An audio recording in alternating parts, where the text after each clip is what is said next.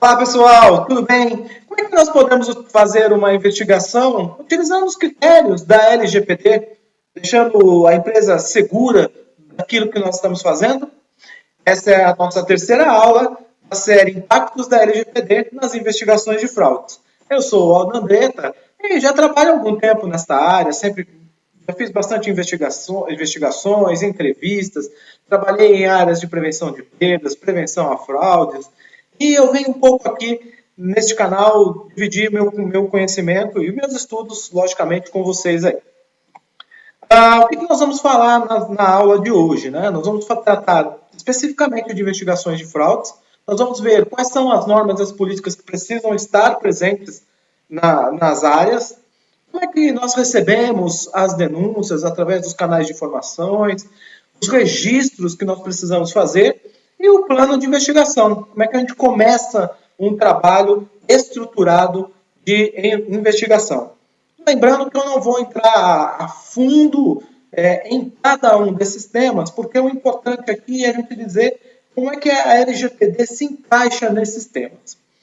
E para que nós chegássemos até aqui, eu falei para vocês anteriormente na primeira aula, estão disponíveis as aulas no canal A1 e 2, se vocês, peço que vocês vão lá e assistam essas aulas, porque preparei com muito carinho para vocês, e espero que vocês realmente gostem. Mas eu falei na primeira aula sobre os fundamentos da LGPD, o porquê que a LGPD ela existe.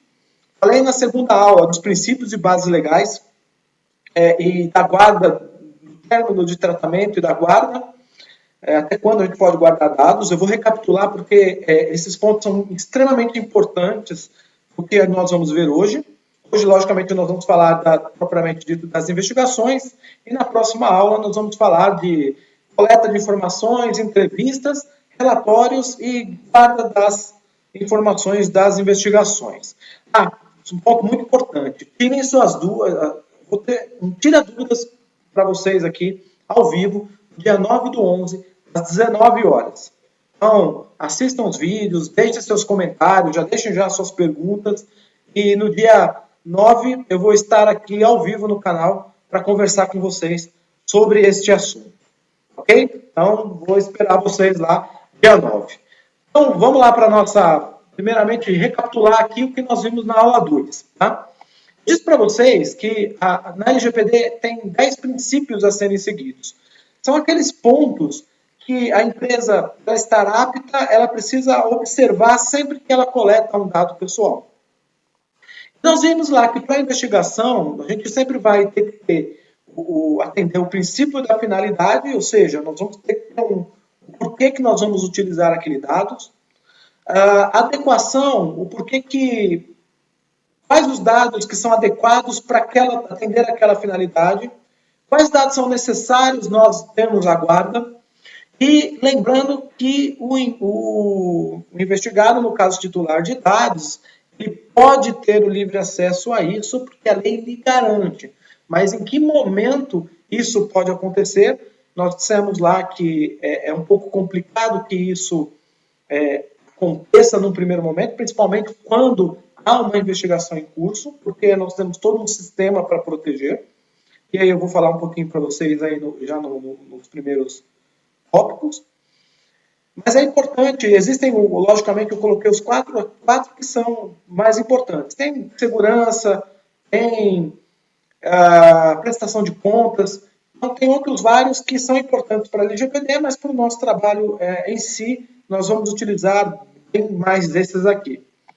Diz também que, apesar de ter os princípios, nós temos as bases legais, que também são 10, que ela fundamenta por que a empresa ela está trabalhando com aqueles dados.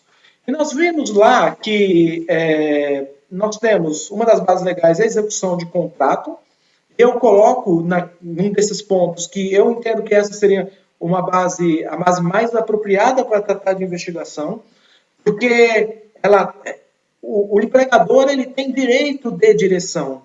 Então, ele pode estabelecer regras, ele estabelece as condutas que o funcionário tem que ter naquele ambiente. E também porque nós temos a fundamentação para que eu possa demitir um funcionário por justa causa, lá do artigo 482 da CLT, ele traz alguns pontos de descumprimento dessas regras.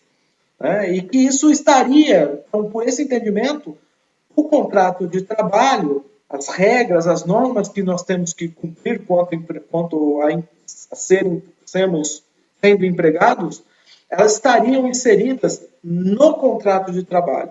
Então, eu entendo que seria a base mais apropriada.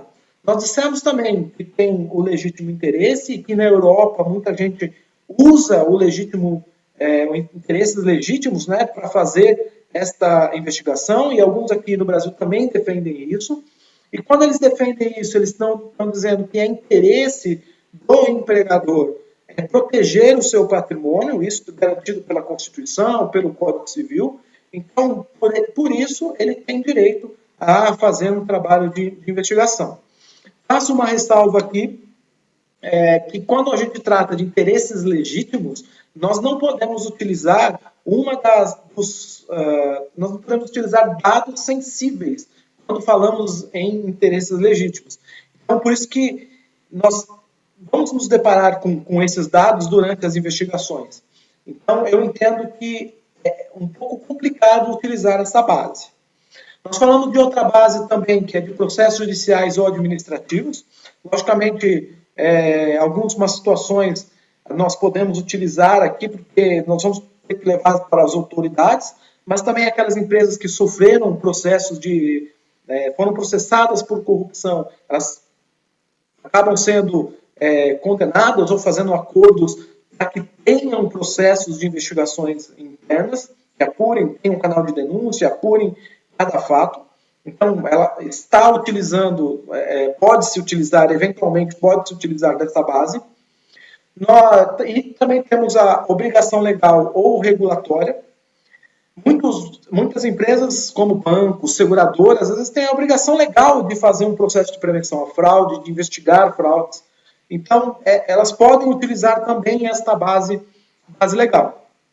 E nós temos o consentimento, que o consentimento, como eu disse, a lei, quando ela surgiu, muita gente falou, vou ter que pedir consentimento para tudo. E não é para tudo que você vai ter que pedir consentimento. Né? Nós temos outras 9 bases legais que nós podemos enquadrar o que a gente quer. Mas, no processo de investigação, pedir o consentimento é a última das hipóteses. Né?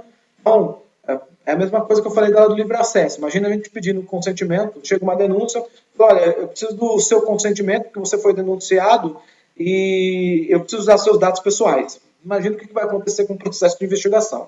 Né? Temos outras bases legais, mas eu vou ficar com essas aqui, porque é o que é mais importante aqui para o nosso trabalho, e nós vamos ver elas mais adiante. Falei também sobre o término do tratamento, né, que ele ocorre quando a gente cumpriu a nossa finalidade, quando a gente acabou de utilizar os dados, acabou o motivo que a gente está usando os dados pessoais. Mas, além nos permite a guarda, né, portanto, por obrigação legal. Então, por exemplo, se nós temos um processo trabalhista, em que nós um processo de investigação em que nós demitimos uma pessoa por justa causa, nós temos que guardar esse processo por no mínimo 2 anos, porque é o tempo que a pessoa tem para entrar com uma reclamação trabalhista. Né? Então, a gente tem que guardar isso.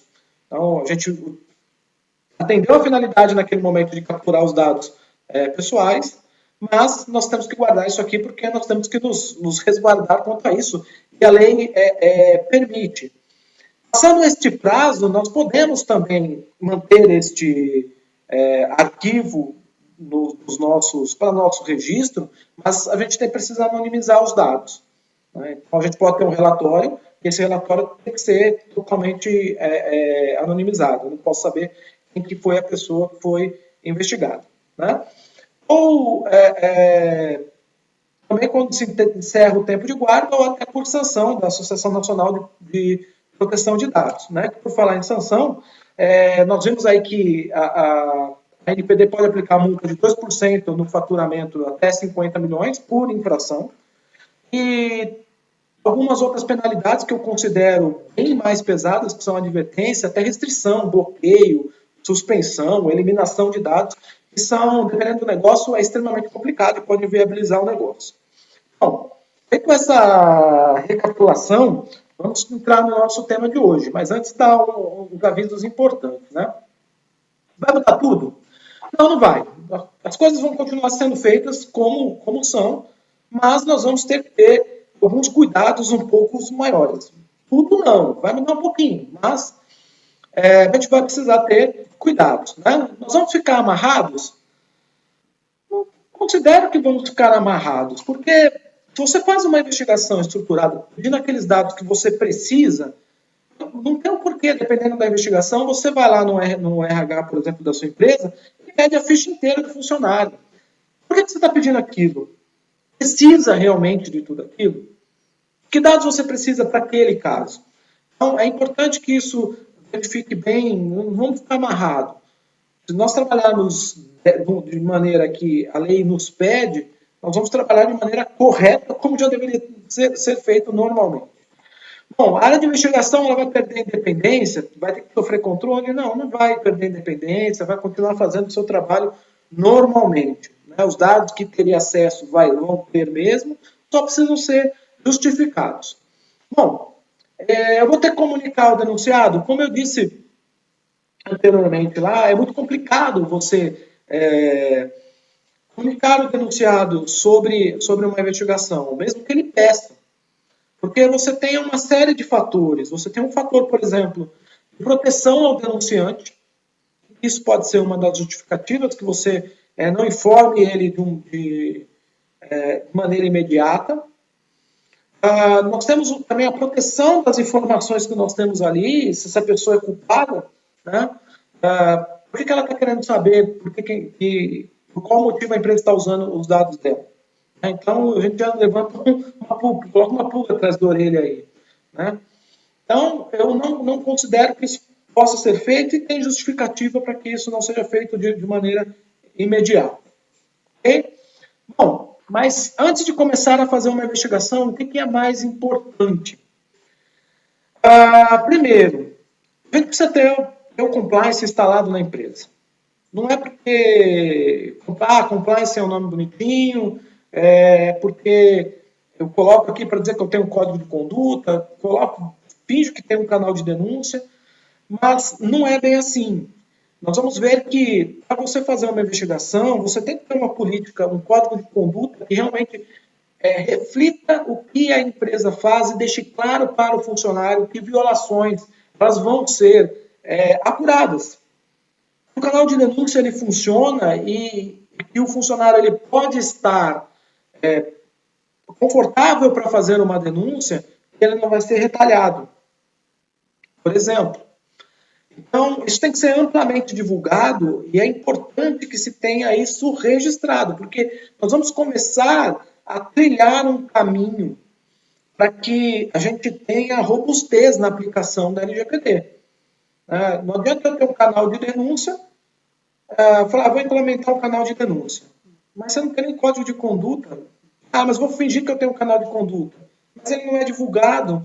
Então fica uma coisa um pouco, vamos dizer assim, confusa. Então você tem que seguir este caminho. Né? Ter tudo documentado, muito bem documentado, para explicar depois o porquê que você está fazendo aquilo. E é importante também que se tenha normas de investigação. Você tem uma política de investigação, ou uma norma, ou uma instrução de trabalho, no mínimo que seja, regulando quando que você vai fazer uma investigação, como é que você vai fazer e por quê. Né? Por quê e por quem você está fazendo uma investigação. Então, isso também tem que, junto com esses outros documentos lá de compliance, código de conduta, canal de denúncia, eu tenho mais um documento. Bom, já comecei a formar uma trilha. Eu faço e eu tenho todas as minhas regras aqui. Mas nós não podemos esquecer ali que nessas normas de investigação tem que estar muito claro ali que quem trabalha nesta área tem que ter uma confidencialidade e integridade no que está fazendo. Né? Principalmente em termos de confidencialidade e compromisso para que aqueles dados não sejam vazados. Nós temos que ter também um sistema de registro e acompanhamento. Eu vou falar um pouquinho, um tema específico disso, mas nós temos que ter lá um workflow passo a passo do que nós nós fazemos. É importante que a área tenha segurança nos sistemas e nos computadores que são utilizados ali.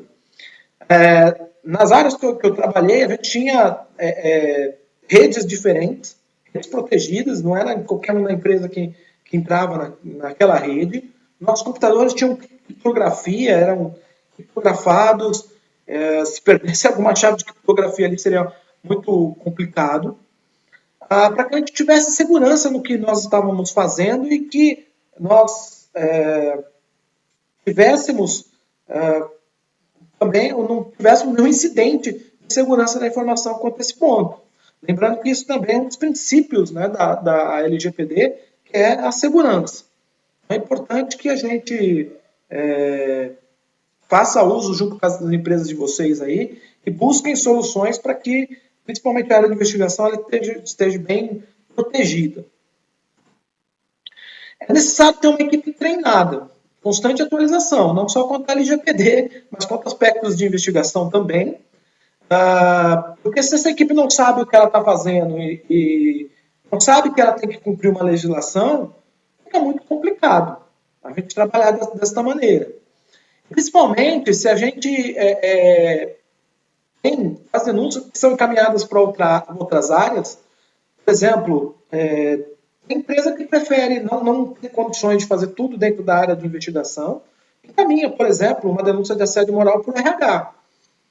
Ou encaminha uma denúncia para empresas maiores, que têm uma habilidade maior pelo país, aí tem várias filiais, encaminha essas denúncias para a equipe de prevenção de perdas. Então, como é que você trabalha isso com essas equipes? Será que nós vamos ter a mesma confidencialidade? Será que nós vamos ter o mesmo tratamento? Então, essas equipes também precisam ser treinadas, não só a equipe de investigação. E o compliance é importante que o compliance acompanhe isso, como isso está sendo feito.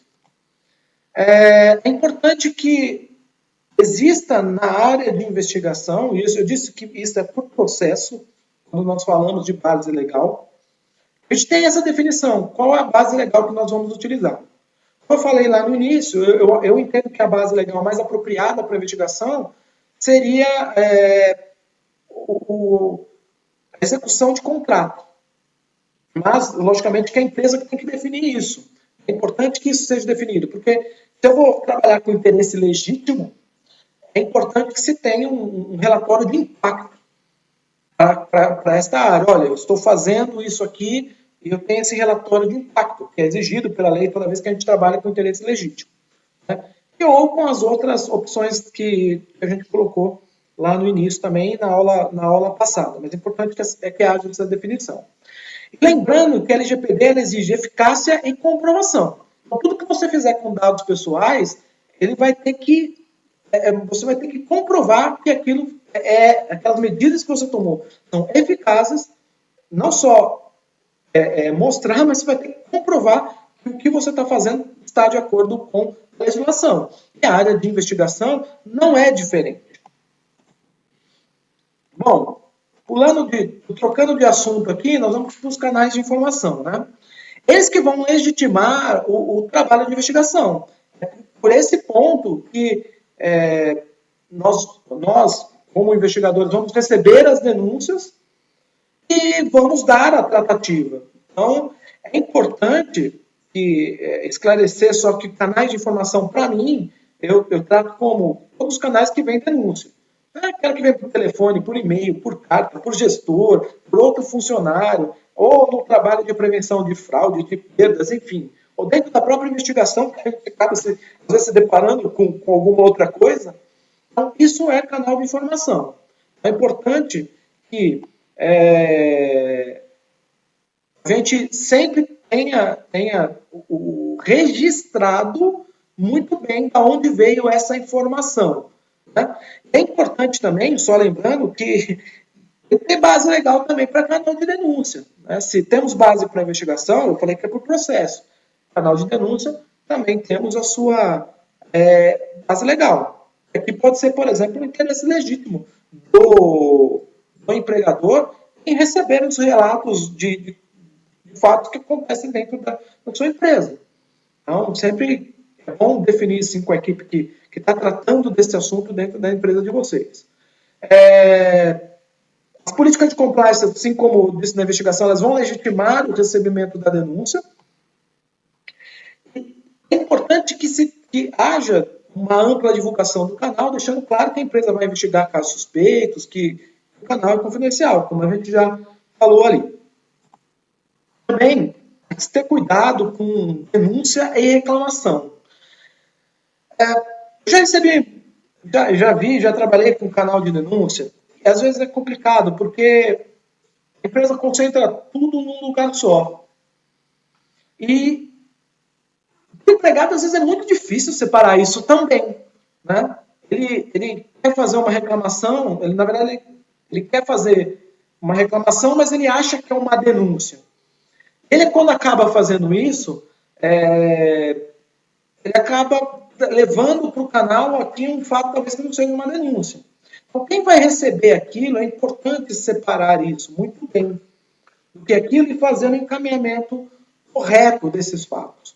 Né? Lembrando que quando você recebe uma reclamação, você também está recebendo dados pessoais. Isso é muito importante. É importante ter qualidade nas informações colhidas. A área de investigação, é importante que a área de investigação ela sempre olhe para isso. Desde quando você começa, você recebeu uma denúncia, que você vai fazer uma primeira leitura dela, uma primeira análise, você tem que olhar se está faltando alguma coisa. Será que aquilo, puxa, será que não faltou essa informação? Será que não podia ter colhido uma informação diferente? Será que durante o trabalho de investigação, puxa, se tivesse colhido essa informação aqui, meu trabalho ele ia reduzir em 30%. Então é importante sempre que tenha a qualidade e que esses gaps, vamos dizer assim, eles sejam informados para quem está recebendo essas denúncias, né? Que melhora a coleta. E é importante também tomar cuidado com denúncias que têm vários aspectos. Né? Como eu disse aqui, com cunho de RH e relato de fraude. Porque às vezes eu já me deparei e já fui em locais apurar fraude e eu cheguei lá e falei, mas o RH está vendo isso. E quando você chega lá, o RH está vendo isso, eu falei, vixe, mas será que não vai impactar naquele processo de fraude que eu estou trabalhando? E às vezes impacta. Né? Então, é importante que se faça uma gestão muito eficiente desse canal para não distribuir essas fatos que são talvez menores e podem impactar num relato de fraude. Eu prefiro, quando tem assim, mandar tudo para a área de investigação e a área de investigação fala que, olha, isso aqui não é comigo, manda de volta, manda para tratar, para outra pessoa tratar, ou segura aquele fato, dependendo do que acontece do relato, o relato é um relato grave, segura aquele fato um pouquinho para tratar aquela investigação, porque se forem tratar por outra ponta, é perigoso atrapalhar o processo de investigação. E é importante também saber que aqui, se vai para uma outra área, eles também vão tratar dados pessoais. Né? Então, tem que tomar um pouco de cuidado com esse aspecto, para não ter conflitos aí e atrapalhar o que a gente pretende com o nosso trabalho. Bom, boa parte das empresas hoje elas têm canais terceirizados, né? Tem algumas vantagens de ter canais terceirizados. Neste caso, quando a empresa tem serviço, é importante que os contratos sejam robustos, porque é o primeiro ponto que nós vamos receber um dado pessoal dentro do processo de investigação. Se essa empresa não tiver um contrato robusto, não tiver sistemas que garantam a proteção da empresa quanto à segurança das suas informações, e que não se desenhe uma árvore de decisão, de encaminhamento de denúncias muito bem feita, nós podemos ter problema lá na frente com vazamentos. Só lembrando, como a gente viu na primeira aula lá, foi na primeira aula que a gente falou disso, o canal recebe essa informação, ele é um canal, quando ele é terceirizado, ele passa a ser um operador de dados. E por ser operador de dados, é importante que esses contratos que eu falei, eles estejam bem robustos, porque eles têm responsabilidade também sobre essa coleta de dados. Bom, Ainda falando em canais de informação, há situações também que esse prestador de canal desse canal, as empresas que recebem as denúncias, elas fazem uma pré-análise. E é importante ter o cuidado quando ela também faz isso, porque em alguns dos casos ela vai na empresa, pede, né? Logicamente, não vai fisicamente, mas pede à empresa, olha, me dá essa informação, me dá isso aqui, me dá isso aqui. E ali nós estamos passando dados pessoais para esta empresa. Então, mais uma vez, reforçando, é importante ter uma política quanto a isso, e é importante ter um contrato, né, bem elaborado para que proteja essas informações. E é importante também que esse canal de pedido de informação seja um canal que tenha uma certa confidencialidade, porque em canal da compra está passando informações pessoais também para essa empresa. Nos casos de canais internos, são necessários também que se tenha normas e políticas, e os operadores tenham termos de confidencialidade, e uma árvore de decisão também bem estruturada. Isso é muito importante. No caso de denúncias que são caminhadas para áreas diferentes, também tem que se ter o mesmo procedimento de investigação documentado, né? Como é que aquela área vai fazer aquele tipo de trabalho? É importante que eu encaminhei lá para prevenção de perdas. Tem uma denúncia que é relativa à prevenção de perdas. Eu encaminhei, tem que se ter um procedimento também dizendo como a prevenção de perdas vai tratar aquele dado pessoal. Isso é importante se porventura a empresa decida encaminhar denúncias de assédio moral para o RH, né, assédio moral ou sexual para o RH, se tem um procedimento também de como se fazer este trabalho. Né? E seja qual for o meio de recebimento, é importante que se centralize isso num único canal, num único sistema, para que se tenha uma gestão mais efetiva das informações sobre as denúncias. Então, também independente de onde venha a denúncia. Né? Eu já cansei de receber, por exemplo, gestores que sentavam na minha frente e relatavam fatos, levavam documentos, falavam, olha, aconteceu isso na minha área. Tinha também um setor, né, que fazia o processamento de recibos, de reembolsos também, e vira e mexe, tinha um cara especialista lá, ele sempre pegava, tinha um olho biônico, ele sempre pegava algum documento lá que estava com problema e encaminhava para nós. Então, sempre que chegou isso, formaliza, é importante formalizar e encaminhar para o sistema de registro. Bom, quanto ao registro, ainda registro da informação, já que nós estamos falando desse tema, né, independente da forma, tem planilha, sistema, do jeito que vocês fizerem aí. É importante que se tenha esse registro. Né, é importante que se arrume um modo, melhor ainda se esse registro não puder ser alterado. Então, eu tenho a investigação número 1, mas essa investigação, puxa, mas eu abri, não teve segmento, acho que eu vou colocar outra. Não vou colocar outra no lugar. A 1 é a 1. Errou é a 1. Ponto. A 2 é a 2, a 3 é a 3 e assim por diante. Ter um sistema que não se possa alterar o registro. Né? Isso que é importante. Isso é que vai legitimar o trabalho. Aí você pode dizer, eu recebi, está aqui documentado. A pessoa veio aqui e me disse isso aqui. Né? Eu tinha no Rio de Janeiro uma equipe que eles recebiam mais denúncias diretamente para eles lá do que propriamente para canal de denúncia. Por que acontecia isso? Porque a credibilidade que eles tinham ali dentro daquela regional era muito maior do que o canal de denúncia, porque sabiam que se chegasse o fato para eles, eles iam resolver. E isso era importante porque cada vez que isso acontecia, a possibilidade de ser um caso realmente procedente que estava acontecendo era muito maior. Era muito maior. Mas cada vez que chegava aquele dado, aquela informação para eles, imediatamente isso era registrado. Imediato. Chegou isso aqui, está registrado.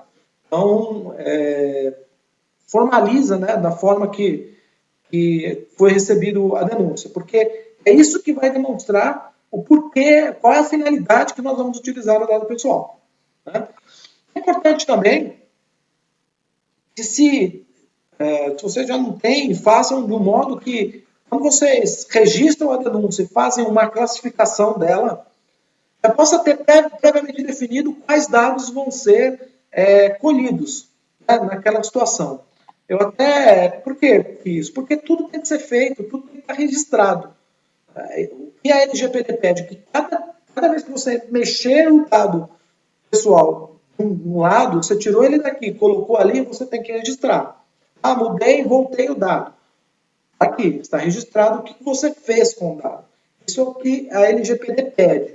E eu trouxe um exemplo que eu vou mostrar depois, como que a gente pode fazer isso dentro da classificação. Né?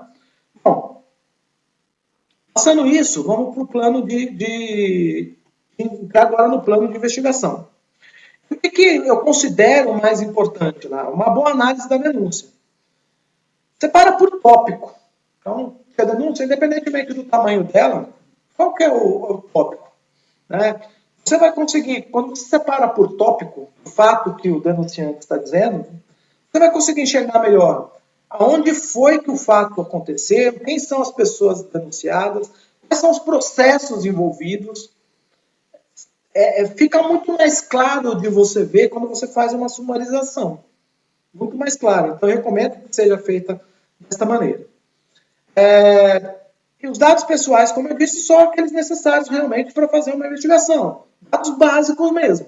Assédio moral, você vai precisar de que dados? Vai precisar de nome de pai, de mãe, de endereço, de telefone? Talvez não. Não vai precisar. Um furto, por exemplo. Vou precisar talvez de imagem. Imagem vai ter dados pessoais, vai ter a imagem da pessoa. Eu vou precisar do registro da pessoa, aí eu vou precisar de informação. Vou precisar um pouquinho mais de informação. Vou precisar de dados de saúde? Não vou precisar de dados, talvez não. Né? Provavelmente não, a não ser que os dados de saúde justifiquem o motivo que essa pessoa está realizando um furto, mas a princípio não. Manipulação de sistema. Preciso do que para manipulação de sistema? Registro, matrícula, né? Qual que é o login do sistema que a pessoa entra para ver nos logs lá o que essa pessoa realmente fez, se tem um log lá registrado, o que essa pessoa fez. É isso que nós vamos ter que pedir. Né? Estado médico. Nós vamos estar pegando dados sensíveis aqui, dados de saúde. É importante contar com uma área médica para que nos ajude com esse tema, fazendo essa tratativa. Né? E aí eu trouxe um exemplo para vocês aqui, daquilo que eu falei, de como, já desde a classificação, a gente já determinar que dados a gente vai pedir dentro desse processo de investigação. Né? Por exemplo, tem uma cumprimento de código de ética. Preciso de dados funcionais? Sim, preciso. Preciso de dados de terceiros, familiares? Aqui eu coloquei não, né? Mas às vezes sim, dependendo do que for, às vezes você precisa. Né? Preciso fazer uma pesquisa financeira? Né? Dependendo do caso, é um caso pequenininho, é um cumprimento interno de norma, não tem conluio, não tem nada. Mas não vou precisar nem fazer pesquisa de rede social. Né? Eu tenho uma suspeita de roubo, por exemplo. Preciso de dados de terceiro, dados de remuneração? Talvez não precise disso. Né? Então, quando eu tenho uma denúncia mais grave, realmente eu vou precisar de informações, né, que possam me justificar e que eu possa ter acesso, né, a outros elementos que possam me ajudar na investigação. E ainda digo mais, quando essa terceira coluna aqui que a gente vai, vou pegar tudo, será mesmo que eu preciso de tudo? Ou será que, à medida que nós vamos avançando com o processo de investigação, eu vou colhendo outros dados? É para se pensar, né, de como a gente trabalha melhor com a LGPD nesse sentido, já desde um plano de investigação. E é importante que dentro desse plano de investigação a gente determine quem que vai ser o investigador, né, o responsável lá que vai executar o trabalho. Eventualmente, o nome de quem vai auxiliar naquele trabalho. Por exemplo, entrevistas, sempre que eu fazer entrevista ou trabalho de campo, dependendo da complexidade do trabalho, eu sempre orientava as minhas equipes a irem em dois. Porque quando um faz uma coisa, o outro vai fazendo outra, e quando vai fazer a entrevista, principalmente, você tem duas pessoas ali que, além de te dar uma segurança um pouco maior, também te possibilita um apoio ali em algumas perguntas, mas eu vou tratar desse assunto de entrevista mais para frente. Revisor e aprovador. Dependendo do que a gente tem na estrutura da área, dependendo do tamanho da empresa, a gente pode ter uma pessoa que revisa esse trabalho. Por exemplo, vou citar no caso que eu tinha aqui. Eu tinha os meus analistas, tinha um coordenador. Esse coordenador ele era responsável por fazer a revisão do processo. E por último, eu aprovava. Eu que publicava, fazia as publicações das investigações. Então, a última assinatura era a minha. Então, tudo isso não é porque está centralizando aquilo lá, não. É porque eu me certificava que aquele trabalho, eu estava aprovando que aquilo que estava sendo feito estava de acordo com as normas que eu tinha dentro da área. Né? É importante. Se não é possível ter um revisor, então aquele que vai fazer a aprovação já revisa e aprova junto. Isso vai depender muito da estrutura de cada área. Né? A definição da coleta de dados em outras fontes, né? Se vai haver perícia forense, entrevista, busca de informação, né? Que banco de dados eu vou buscar informação. Então, isso vai estar tudo dentro do plano de investigação. É muito importante que isso seja definido. Também, quais as outras áreas que vão participar dessa investigação? Eu disse lá, por exemplo, nós estamos vendo uma fraude em atestados médicos. Né? A área médica vai participar, vai nos apoiar fazendo contato com o hospital, com o médico que deu o atestado. O RH vai nos apoiar em denúncias de assédio moral, por exemplo, ou assexual. Qual que vai ser a relação? Nós vamos levar aquele caso, vai para algum comitê de ética, comitê de conduta, enfim, seja. Ou nós vamos precisar de uma área técnica, por exemplo, área de engenharia, para nos ajudar em determinado ponto, determinadas questões. Por exemplo, se a gente trata de uma fraude de uma execução de um serviço que não ocorreu, por exemplo. A gente vai precisar de um técnico. Né? Se a área técnica vai ser terceiro, né? Vamos contratar um prestador de serviço para isso. É importante, sempre que a gente contrata um prestador de serviço, que esse caso ele passa a ser o nosso operador. Nós estamos dando os dados pessoais da empresa, os funcionários da empresa, para um terceiro. E neste caso, também é importante que essa empresa tenha um contrato falando sobre o cumprimento da LGPD e que ela tenha condições de segurança de dados suficiente, tanto eletrônica quanto física, e que colete os dados, outros dados de maneira correta, para que a empresa também não tenha nenhum tipo de problema. Né? Bom, e aí nós fazemos a comunicação à área investigada.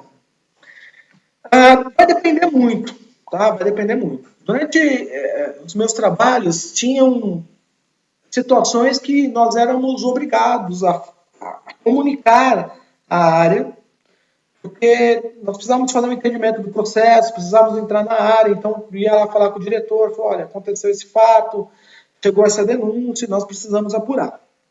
Muito complicado para as pessoas que não estão relacionadas com compliance ou com área de investigação, que não têm esse costume, receber esse tipo de informação, uma desconfiança, a pessoa investigada acaba tendo ali uma desconfiança sobre ela, é ruim. As pessoas às vezes mudam o comportamento. Então, é importante avaliar. Eu preferia sempre não comunicar, fazer um trabalho, fazer um levantamento, levantar informações preliminares, e aí no momento que eu não tinha mais condições, eu comunicava. Vou dar um exemplo aqui. Uma vez eu fiz todo um levantamento, chegou uma denúncia grave, fiz o levantamento e vi que aquelas informações ali pelos números que nós estávamos colhendo e pelas informações que foram trazidas pela denúncia foram sendo confirmadas, chegou no momento que eu tinha que ir ao local. E o que eu fiz? Eu liguei para o gestor e seria importante ali que aquela pessoa não estivesse no local de trabalho naquele dia. A pessoa até, o gestor falou, olha, não, pode ir, sem problema nenhum. A pessoa é um excelente funcionário, quiçá é o melhor da companhia, e falou com essa expressão mesmo, quiçá, né, é o melhor da companhia. Mas se tem, não tem problema nenhum, eu vou pedir para que ele vá para um outro local amanhã. Quando nós chegamos lá, fomos fazer a apuração, realmente a denúncia procedia. Né? Era uma denúncia bem grave. Então, a gente só comuniquei no momento que não teve mais oportunidade. Isso vai depender muito do que a gente fizer. Bom, pessoal, acho que era isso que eu tinha que passar para vocês hoje. Aí, mais uma vez, os meus contatos. Então, o objetivo era dar um overview aí do que a gente aplica na LGPD no dia a dia do trabalho de investigação. No próximo tema, eu vou falar um pouquinho mais da investigação, eu disse para vocês. Então, meus contatos estão aí. Se vocês tiverem alguma dúvida, se conectem comigo nas redes sociais, tanto da Better Compliance como o meu pessoal. Tem meu telefone, o site da empresa. Não se esqueçam também de deixar o seu like aí, se vocês gostaram desse vídeo, deixar seu like, de se inscreverem no canal, de compartilharem com seus amigos e também ativem a notificação aqui. Não se esqueçam para receber as nossas novidades e as nossas lives aí, todo esse projeto que nós estamos fazendo aí para levar o conhecimento para vocês. Vai ter bastante gente interessante vindo no canal também falar de assuntos interessantes. E eu espero aí cada vez mais estar contribuindo para o desenvolvimento de cada um. Com certeza esse material é feito com bastante carinho. Agradeço mais uma vez a oportunidade e um grande abraço.